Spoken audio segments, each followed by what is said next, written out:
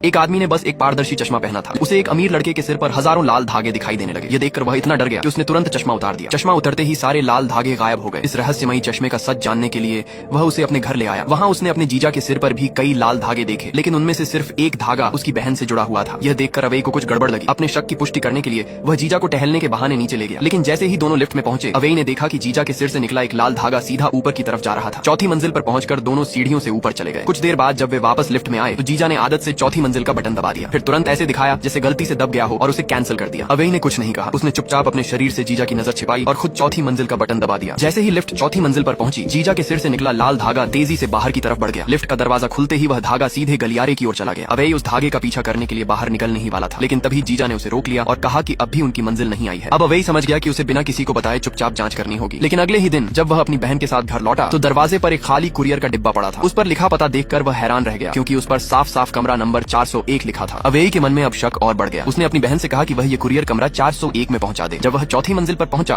तो डोरबेल बजाने ही वाला था कि तभी लिफ्ट का दरवाजा खुल गया। उसमें से एक खूबसूरत महिला बाहर निकली। अवई तुरंत एक कोने में छिप गया। उसने देखा कि उस महिला के सिर पर भी लाल धागा था। फिर वह महिला कुरियर लेकर सीधे कमरा 401 में चली गई। उस रात अवई अपनी बहन के घर ही खाना खाने रुका, लेकिन जीजा खाने की मेज पर नहीं थे। बहन ने बताया कि आजकल वह काम में बहुत व्यस्त रहते हैं और लगभग हर रात देर से घर आते हैं। अब अवई का शक और गहरा हो गया। सच्चाई जानने के लिए उसने जीजा का पीछा करना शुरू कर दिया। पीछा करते करते वह एक बड़े होटल तक पहुंच गया। वहाँ उसने देखा कि जीजा कमरा 401 वाली महिला के साथ कैंडल लाइट डिनर कर रहे थे। इतना ही नहीं, उन्होंने उस महिला को एक खूबसूरत गहना भी दिया। गुस्से में अवई ने जीजा को फोन किया और पूछा, आप कहाँ हैं? जीजा ने झूठ बोलते हुए कहा, मैं अभी ऑफिस में ओवरटाइम कर रहा हूँ। फोन कटते ही अवई का गुस्सा और बढ़ गया। पहले तो उसने दोनों को वहीं पकड़ने का सोचा, लेकिन तभी उसकी नजर होटल के कमरे के नंबर पर पड़ी और उसने अपना इरादा बदल दिया। वह सीधे उस कमरे तक पहुंच गया। जैसे ही वह लिफ्ट से बाहर निकला, उसने पूरे गलियारे में फैले कई लाल धागे देखे। उधर कमरे के अंदर जीजा आराम से बैठकर रेड वाइन पी रहे थे। तभी दरवाजे पर दस्तक हुई। दरवाजा खुलते ही उन्होंने सामने अवई को देखा और उनके होश उड़ गए। अब उनके पास सफाई देने का कोई रास्ता नहीं था। उन्होंने हाथ जोड़कर माफी मांगी और कहा कि वह इस रिश्ते को हमेशा के लिए खत्म कर देंगे। साथ ही उन्होंने अवई से विनती की कि वह यह बात उसकी बहन को न बताए। उनकी बातें सुनकर अवई ने फिलहाल कुछ नहीं कहा, लेकिन अगले ही दिन जो हुआ उसने अवई का भरोसा पूरी तरह तोड़ दिया। उसने देखा कि कमरा 401 वाली महिला और उसके जीजा साथ थे और वह महिला सबको बता रही थी कि वह मां बनने वाली है। यह सुनकर अवई गुस्से में सीधे जीजा के ऑफिस पहुंच गया, लेकिन ऑफिस के नीचे जो नजारा उसने देखा उसे देखकर वह हैरान रह गया। उसकी बहन की कार से एक महिला का एक्सीडेंट हो गया था। अवई दौड़कर कार के पास पहुंचा